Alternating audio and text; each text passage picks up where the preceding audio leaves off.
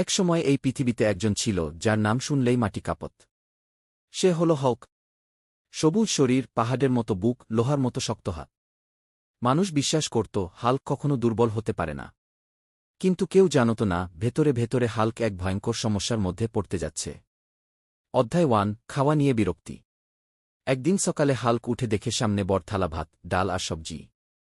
Hulk মুখ বাঁকিয়ে বলল, প্রতিদিন একই খাবার, আমার আর ভালো লাগে না ঘি। সে এক চামচ খেল, তারপর থালা সরিয়ে দিল। মা অবাক হয়ে বললেন, এইটুকু খেয়ে কি হবে? হাল্ক বলল, খাওয়া ছাড়াও বাঁচা যায়। সেই দিন থেকেই সব শুরু। অধ্যায় 2, একদিন না খাওয়া, 2 দিন না খাওয়া। প্রথম দিন কিছু হল না। দ্বিতীয় দিন হালকা দুর্বল লাগল। তৃতীয় দিন হাঁটতে গিয়ে মাথা ঘুরল। কিন্তু হাল্ক জেদি। সে মনে মনে বলল, আমি শক্তিশালী, আমার খাবার দরকার নেই। সে শুধু পানি খেত, কখনো চা, কখনো কিছুই না। অধ্যায় 3, শরীর বদলাতে শুরু। 1 সপ্তাহ পর পরিবর্তন স্পষ্ট। তার বাহু চিকেন, বুক ঢুকে গেছে, পেশি নেই, কণ্ঠ দুর্বল। আগে যে হাল্ক এক হাতে বিশাল পাথর তুলত, সে এখন 2 হাতে দরজাও ঠেলতে কষ্ট পায়।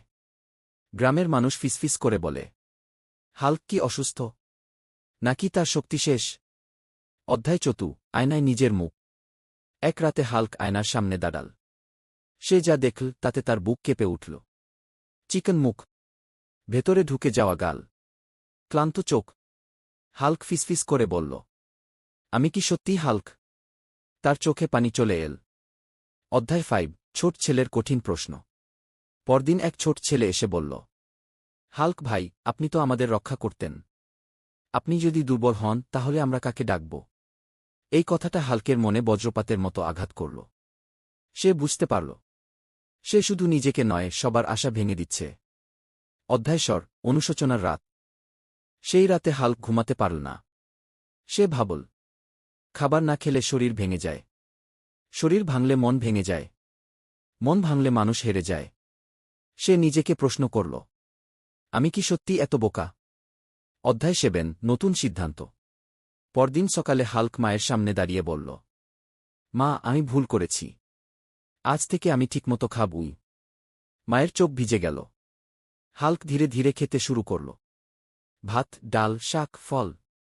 প্রথমে শরীর ভারী লাগল, ঘুম পেল, কিন্তু সে থামল না। অধ্যায় 8, শক্তি ফিরে আসা। 1 সপ্তাহ পর হাল্ক একটু ভালো হাঁটে। 2 সপ্তাহ পর হাল্ক হালকা দৌড়াতে পারে। 1 মাস পর তার শরীরে আবার শক্তি আসে। চিকেন শরীর ধীরে ধীরে সুস্থ হয়। অধ্যায় 9, নতুন হাল্ক। হাল্ক আবার মানুষকে সাহায্য করতে শুরু করে। সে আর আগের মতো অহংকারী নয়। সে এখন জানে, শক্তি আসে খাবার থেকে, সুস্থতা আসে যত্ন থেকে। হাল্ক সবাইকে বলে, খাবারকে অবহেলা করো না, আমি করেছি তাই ভুগেছি গু। গল্পের শিক্ষা, মোরাল, না খেলে শরীর নষ্ট হয়। শরীর নষ্ট হলে জীবন থেমে যায়। সুস্থ থাকতে হলে নিয়মিত খাবার জরুরি। এই গল্প শুধু হাল্কের নয়, এটা তোমার, আমার, আমাদের সবার।